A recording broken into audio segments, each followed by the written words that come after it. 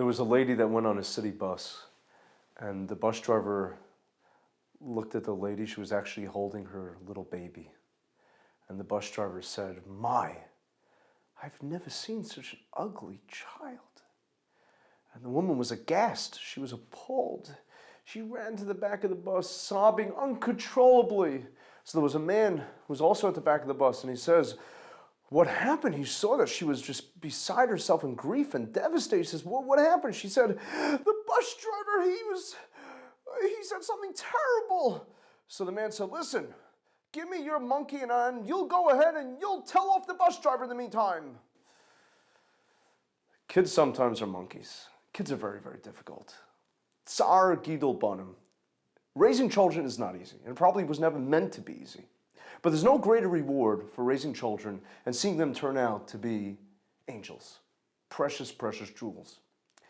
The question is, how do you discipline, how do you guide, how do you rebuke and criticize a child when necessary? The fact is that just like a building is only as strong as its structure and foundation, your relationship with your child is only as strong as the guidance and discipline that you provide to that child. Very, very, very important. Every child needs discipline and every child needs guidance. If you raise your child without necessary limitations and boundaries, that is akin to planting a seed and never watering it. It's disastrous and it is lethal. It's horrible.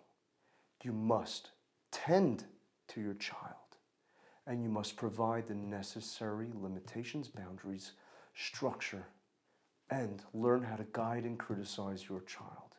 But there are two very important prerequisites before you could embark on criticizing or disciplining your child. What are those two prerequisites? Those two prerequisites are having a healthy, nurturing relationship with your child, A, and B, earning the respect of your child. What does that mean? What does it mean to nurture a relationship with your child? That means that the only way you could criticize your child is if the child feels loved, validated, dignified, respected by you. As a matter of fact, the Baal Shem Tov said that when the Torah charges and mandates us, "Hocheach techiach es amisecha," which literally means rebuke, you shall rebuke your friend, Baal Shem Tov observes a very pithy and salient observation. He says it doesn't say "Hocheach tochiach" as someone else, an outsider, a foreigner, an enemy. It says amisech. Amisech, he says, means there's a camaraderie, there's a kinship, there's a relationship, there's a friendship, there's a dyad.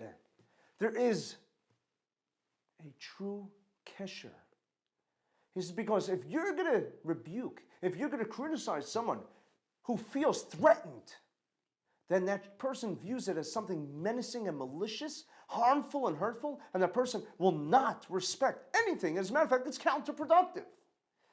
As a matter of fact, it once happened that there was a Gadol Hador. We don't know the identity of this Gadol Hador because the Baal Shem Tov never named who this Gadol Hador was, who was severely critical about people in the Baal Shem Tov's generation. He castigated and lambasted. He wanted to malign them.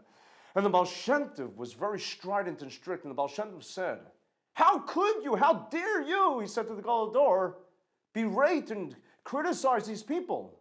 They are not Amisecha, they're not your people. Of course, they're part of the same nation, Amcha Yisrael. But what he's saying was, he said, you're a recluse, you're a holy of holies.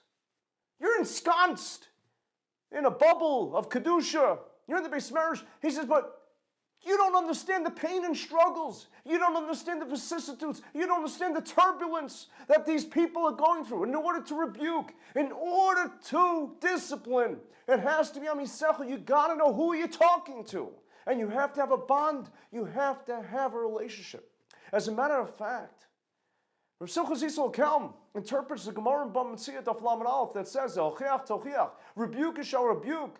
The Gemara darshans, the Gemara extrapolates that it means that even 100 times it's your obligation to really, to toe in that person that's sinning. Even if it means 100 times. Says Rav Simcha Zisel Kelm, it doesn't mean that you have to sound off and you have to be derogatory. Rather, what it means is that you have to do it in increments, even if it means many times packaging it in bite-sized proportions, strategizing, really thinking clearly on how to get across. But it has to be predicated. The basis, the makor of it has to be a relationship, a loving relationship. And therefore, it's incumbent on us to nurture a relationship with our children, that we are their closest confidants, that we are their biggest admirers. They have to know that. They have to feel really loved, and they have to feel exceedingly appreciated by us. And I want to share with you something astounding that I personally found astounding. And this is the words of Rav Aaron Leib of Primishlan. Rav Aaron Leib of Primishlan said that when Nasan Hanavi, Nasan the prophet, came to admonish and chastise David HaMelech King David for his indiscretion with Bathsheba. So the pasuk says in Kapitel Nun Aleph in Psalm 51 in Tehillim, it says that when Nasan Hanavi approaches David, when Nasan the prophet approaches David, it says Kasher Ba El Bathsheba. Like David went to Bathsheba. Now really what it means is that he went to David on the account of the fact that David did this indiscretion with Bathsheba. But it says Rav Aaron Leib Primishlan, you know what it means? It means that how did he approach King David, David HaMelech, to discipline him and to criticize him, to rebuke him, to correct him? He did it in a sweet way. The same way David went to Bathsheba in an endearing way, in a loving way, so too did Nasan go to David. And this is David HaMelech, a tzaddik, a Talmud Chacham, the greatest. And yet, there had to be a sensitivity. You have to be sensitive. You don't know the struggles of the other person. You don't know the struggles of your child.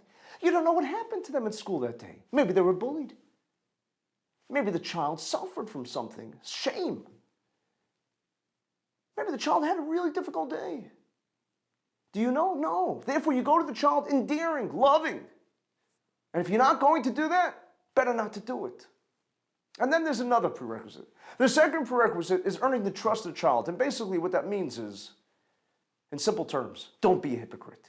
Because if you're a hypocrite, there's absolutely pointless to try to discipline, to try to rebuke or correct that child. As a matter of fact, the Gemara says, it's a Gemara in Bava Metzia. The Gemara says in Bava Metzia, Daf Kuf Zayin, page 107. The Gemara says, Hochiach tochiach. What does it mean, Hochiach tochiach? The Mefarshim explain that it means that in order to give techacha, in order to give rebuke, in order to discipline, Hochiach, first you should go ahead and you should make sure that you are clean, that you are clear of that same type of condition or sin. Kishayt atzmecha, that before you adorn, before you embellish, before you correct, before you try to beautify others, beautify yourself. Because if you are suffering from that same condition, if you are suffering from that same indiscretion, if you are suffering from that same sin, and you go to your child and you try to discipline your child will look at you, and your child will never be receptive or accept. So for example, you tell your child, you're spending too much time playing games or on your phone or online if the child has access to online. And the child looks at you and the child says, but mommy, or but tati, you're always on your phone. And if the child doesn't verbalize or articulate it, the child's thinking about that mentally, and the child's thinking, what a hypocrite. Your child has an anger issue, and your child really gets irate and blows a fuse. And you discipline the child, and the child's thinking, who's the parent to criticize me? He or she always gets angry. And of course, the old story. You want your child to behave in shul and to be quiet in shul. When the child sees you talking the entire, you can't be a hypocrite. First you have to adorn, first you have to correct yourself. And then tochiach. And finally, the Gemara in Yevamos. The Talmud says in Tract Yevamos, Daf Samachay, page 65, that sometimes it's better to be quiet and not to rebuke. One has to know the time and the place. And really, in order to know when to rebuke and when to discipline, it's very hard for us to be objective. And sometimes we just don't have the knowledge. And that's why it's important to have a relationship with a Rav, with a Moreh Hara, or with a therapist, or maybe in conjunction with a therapist, to guide and how to discipline a child. Thank you.